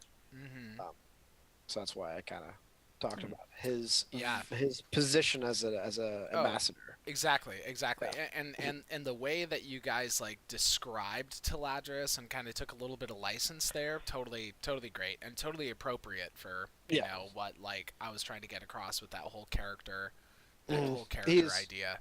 He's one of those characters that I like the concept of, but felt like he existed so far as more of a symbol than an actual person. Mm-hmm. And I wanted to know more about him, so Oh, I yeah. made it up. Oh yeah, and that's the way we got to roll with this game is that everyone's got to throw in their own little spice here and then, here or there. All right, so we are Alright. at the. You are at the headquarters. temple of Anesti. You're at the Resistance headquarters, pretty much. You guys did a good job keeping your tabards and your hoods on and taking the more well-traveled streets, being able to blend in with the crowds. And I will say, as you've gone through the city, you have seen several like military checkpoints, pretty much, where town guards and even more heavily armored like paladin-looking motherfuckers are like kind of like checking people and like processing them as they're coming through. And it's at those times that you were ducking into a little alley here, taking a little shortcut there, but generally you were going with the flow of people to keep yourselves masked. Cool. And now you are just going to the back of the Temple of Anesti, where there is that secret little rock that you move that makes the door open, that leads into the super cool underground resistance headquarters. And as soon as you get down there, you walk into what is Emily's little sitting room, and she has a fire built in the hearth, and she's sitting on the plush red chair, and she's got a cup of tea, and her face is just covered in like wrinkles and stress lines, and her eyes are baggy, looks like she just has not slept in a while, and her hair is just messed up, hasn't been washed in a little while. um, she is just looking haggard, absolutely haggard right now.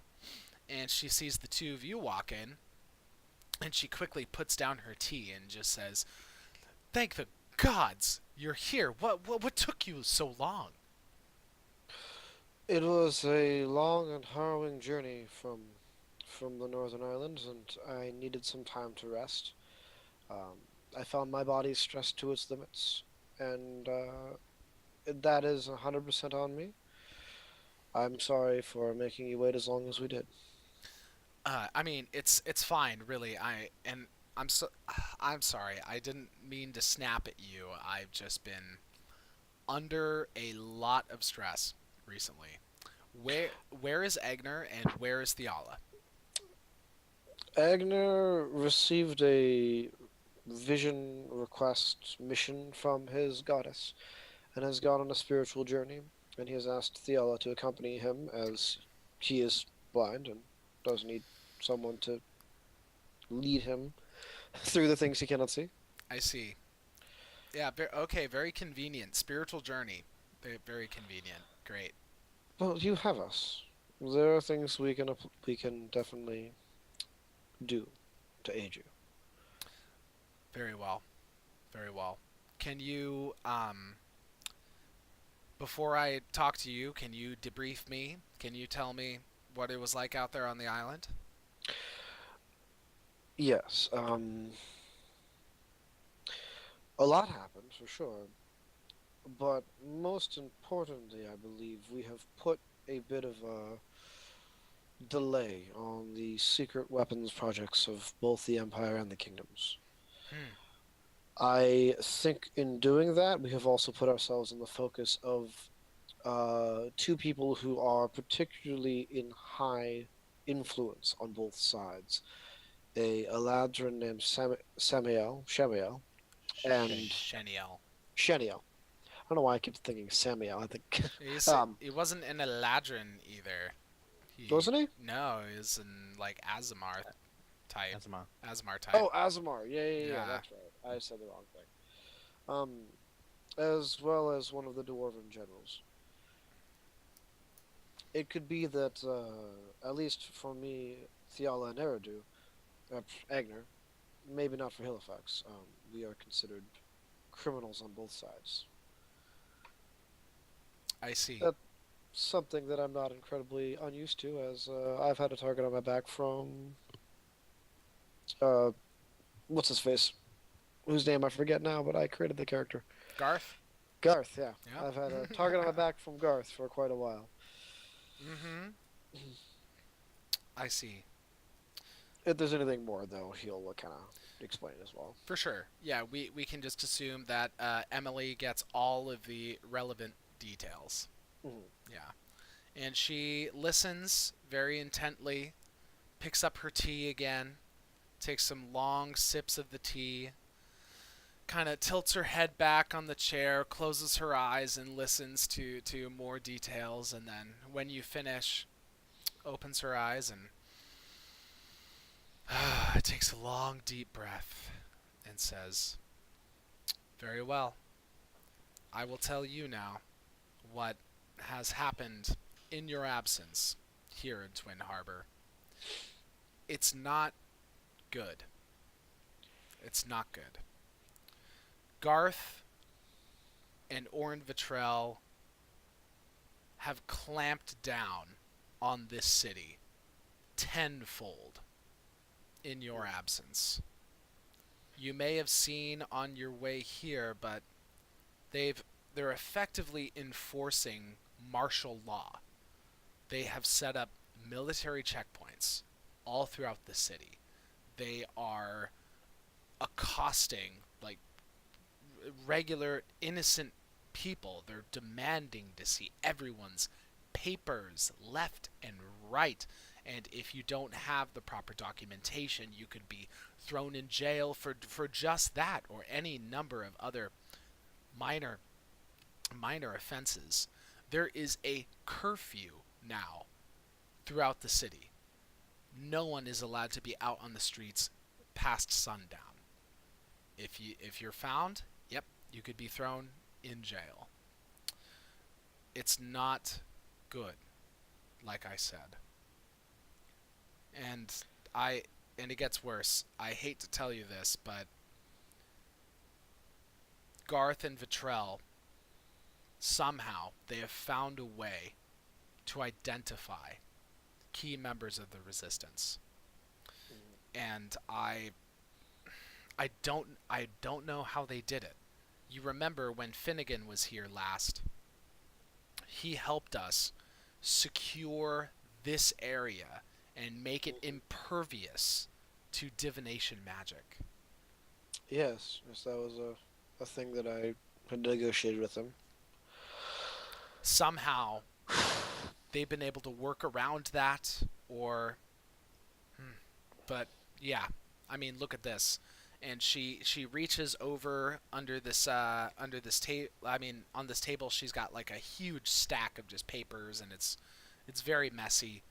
And she takes from the bottom of that stack this large poster, and it is a wanted poster.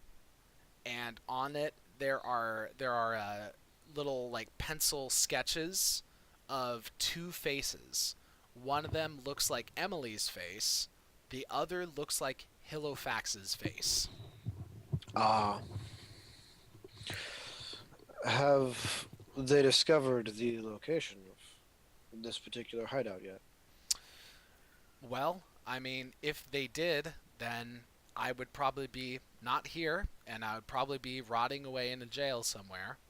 So I can't exactly say that we are safe here, but for the moment, we're safe here.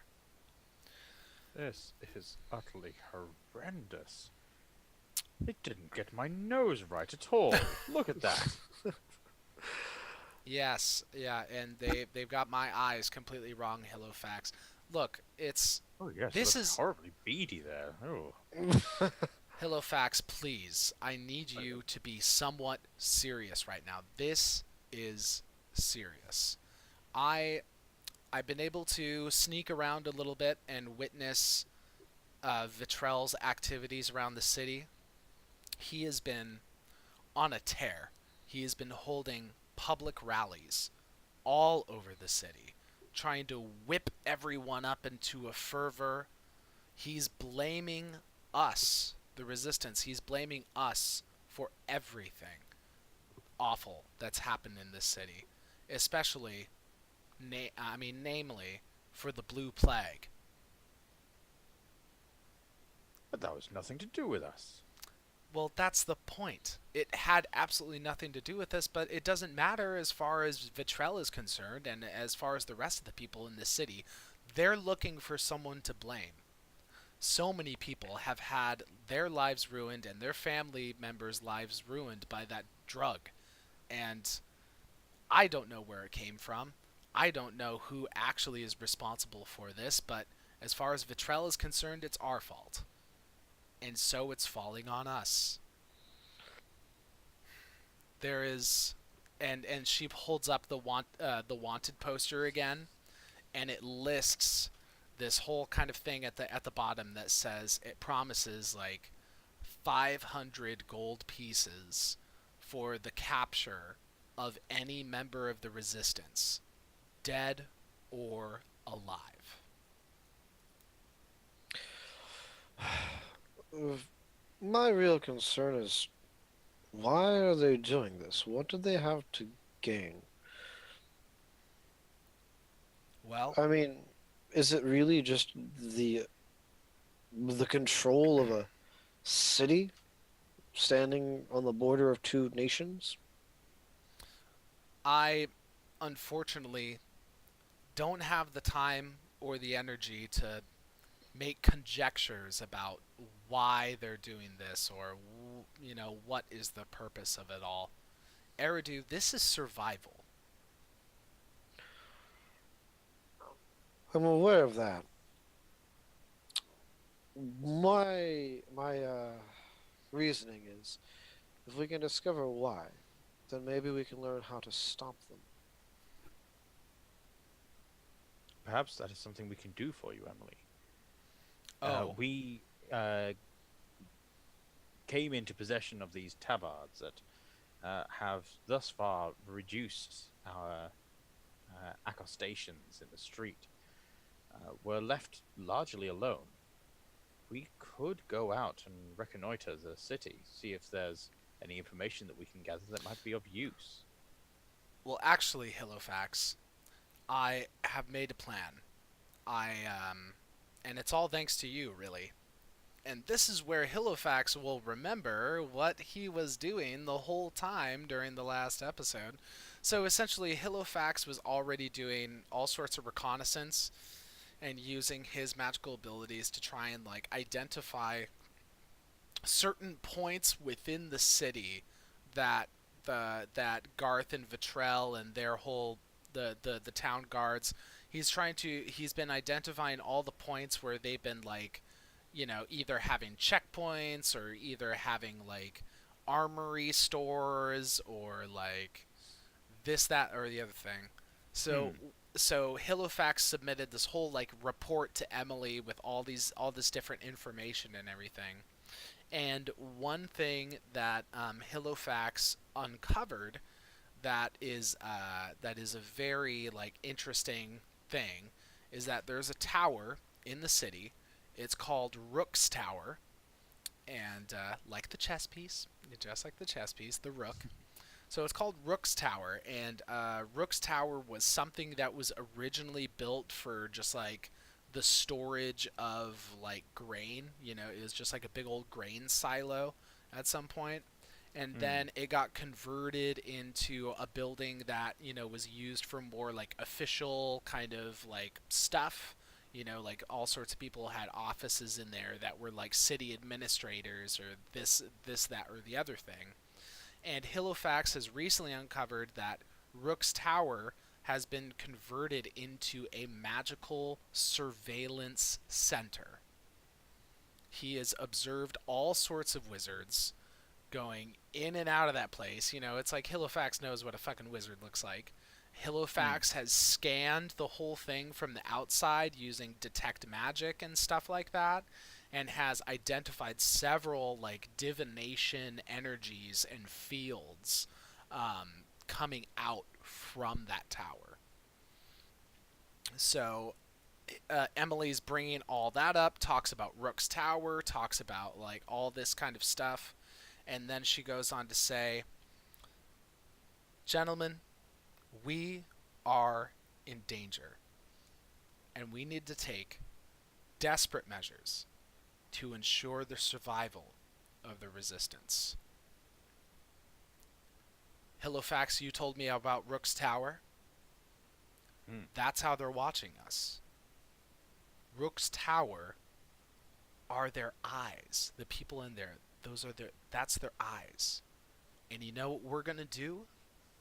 We're going to gouge their fucking eyes out." Hmm. Yes, I think this is a brilliant idea. I agree. I'm glad you agree. So at this, Emily says, "Come with me. Come with me."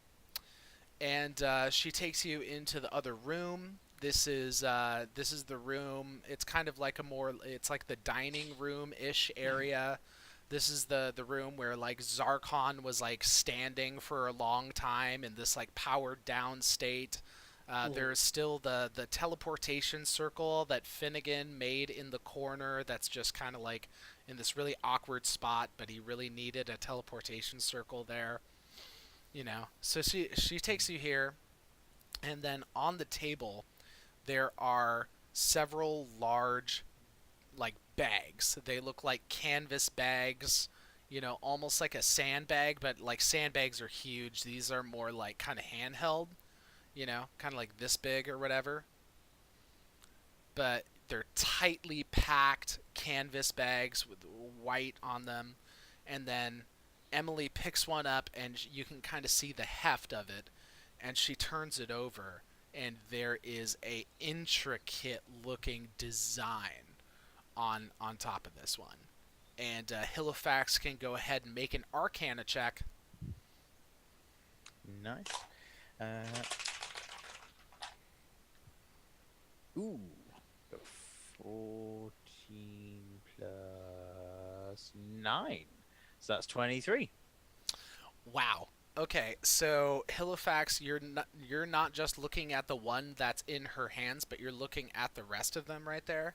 So Hmm. they're kind of like done up in these bundles. Like the one she's holding, it looks like it goes into a pack of like three of them that go together, and Hmm. there's like nine bags in total. There's like three sets of three strapped together, but then this one's like more kind of like freestanding, so she can like show you, and you instantly recognize the design on the front as one of Finnegan's explosive runes. Yeah. And she goes on to say, Finnegan helped me put together these explosives. We're going to blow up the tower.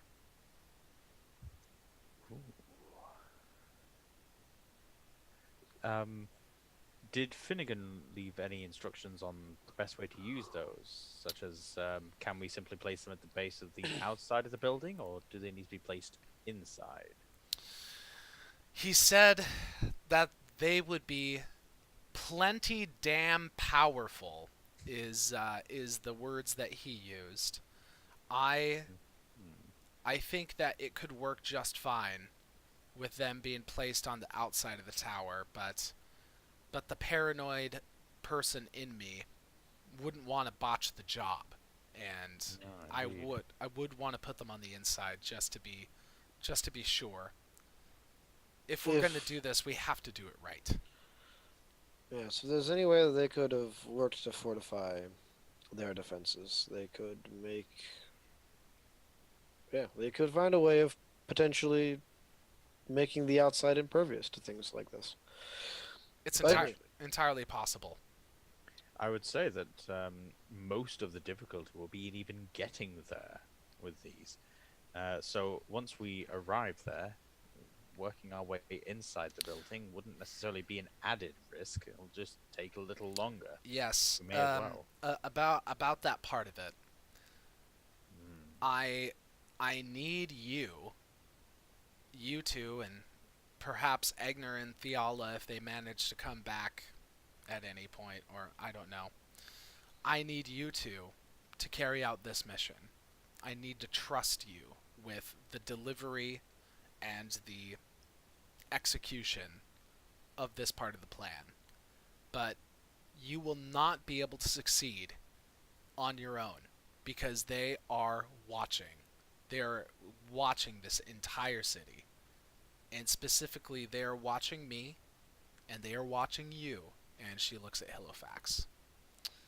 So, in order for you to succeed in gouging their eyes out, I need them to look at me and not at you.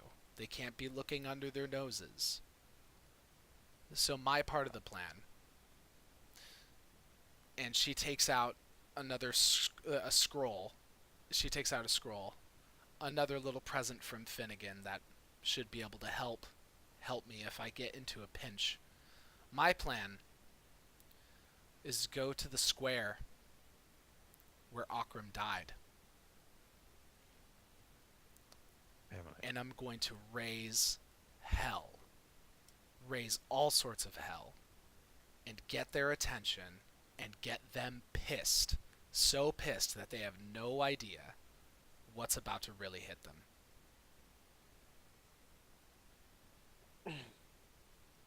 I can't say I approve of this part of the plan. Emily, surely there must be some other way to attract their attention. A simple fight in the streets. Myself and Theala successfully executed such a distraction. It's not going to be enough. Halifax, you have no idea how closely they're going to be watching everything. I need to get not just their attention, whomever is going to be working in Rook's Tower at that time, not just their attention. I need to get Vitrell's attention and Garth's attention. Yes. And I need to do something big. When you pull the eye, you pull the rest of the body. Very true. Emily, I believe you've given this much thought, and I believe you know the risks inherent, and nothing that we say or do can make them any more apparent to you. I believe you know the danger and have chosen to accept it. Mm-hmm. And I think that if I was in your place, I would be making the same choice, so I understand. You do what you need to do. This seems as good a plan as we can muster at the time. We will do our part, won't we, Halifax? As much as it bothers me that I cannot see a way out of this situation, I will go along with it. There is plenty we could do to create a situation that gives all the advantages in the world for us to win. But time is not on our side, and if we look for perfection, we will only find ourselves indulging in inaction. I couldn't agree more. I agree with you, Halifax. I also do not like this, but we're taking out the Rook. Sometimes we must put our queen in danger. And don't forget, the Queen is the most powerful piece. And all of this is just a setup for the checkmate. Otherwise, it would not be worth it. But who coordinates the checkmate? Emily, you've been our leader, our guide in all of this. Look, Halifax, I won't be alone. and she holds up the scroll again. I've got a little help from my friends. Sorry.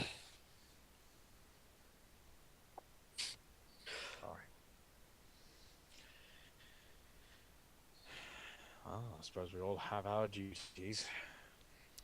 Let's get about them. Yes, let's... Look, we're all tired. And in order for any of this to work, we need to have our wits about us. So Yes. while we're still safe for the moment, let's get some rest. Plan a little bit more. We'll do this tomorrow. I agree. Well, I'm going to have a little more tea. You all know where your rooms are. Good night. Good night, Emily. She Good night, takes her milady. tea, gets a little more out of the pot, and then scarps off to her room. Do you know what kind of tea it is? Herbal. A Nez tea. A Nez tea. Ah! You've been sitting on that joke since you put it in chat. Yeah, gosh. I That's didn't great. didn't even see that one. That's great. A Nez tea. That's hilarious. Oh, I see it now. A cup of puts on sunglasses. A Nez tea. All right. So Oh. so y'all's characters have a second to like talk it out, but in general it's like I'm looking to you guys just taking a long rest and capping the session right there and Yeah, I was gonna ask if yeah. this is where we're gonna end. It looks like we're gonna end a little early. We didn't take a midway break. Mhm. We, as Kyle, as you already prefaced, there's a lot going on. Mhm. And we are down to Josh. We don't want Mhm. to delve into a situation which would not make it possible for him to join back in. Exactly. Um, Exactly. Yeah. I don't want to get moving too far and have it awkward for Theala to come back into the situation. Yeah. we could take some time for Eridu and Halifax to discuss the current plan and see if there's any ways they could uh, find a way to make it a little less, mitigate the risk a little bit. Hmm. Yeah, however you feel. Yeah. However you feel. I do Um. feel that on Halifax's part, there's that definite concern of risk. Eridu is a little more accepting of it, but he also. Mhm. Yeah. I was just gonna kind of mention this little bit. Eridu, since Eridu has more familiarity with the areas of Twin Harbor and has spent time, like looking at maps and all sorts of stuff. The area that Rook's Tower is in, because it started off as being just like this grain silo, essentially. It is Yeah. smack dab in the middle of the like most like residential area. It's Oh. like not in the military quarter. It's not right next to like this big old keep where Garth actually hangs out or whatever. It's like smack dab in the middle of a neighborhood, pretty Yeah. much. So that's something I'd bring to Halifax and just Mm-hmm. I'd start pulling through some of the maps that Emily has laid before us and go. "Hmm, I thought I recognized the name Rook's Tower. Do you see this neighborhood? It looks as though they're attempting to shield themselves with civilians. Put a very heavily military centric structure in the midst of a neighborhood. Hmm. It's going to be difficult to not have casualties along the way because this tower's collapse could cost lives of innocents, and we should be looking to find a way to mitigate that as best as possible. Indeed. An evacuation is an option, but a difficult one to execute. Yes, especially when we are not the ones with authority to execute that. Do you think we could spread misinformation that would lead the guards to believe that this area is holding up members of the resistance? I know it would be harsh, but better to have some of these citizens in jail when this tower falls than under its rubble. I could certainly see my way to swaying a guard official.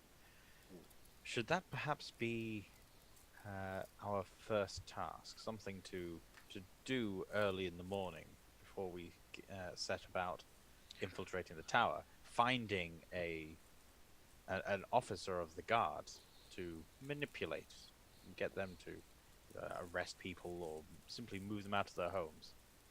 That might even be something to start doing now, as the more time they have to um, process these individuals, the more likelihood that there will be less people in the area.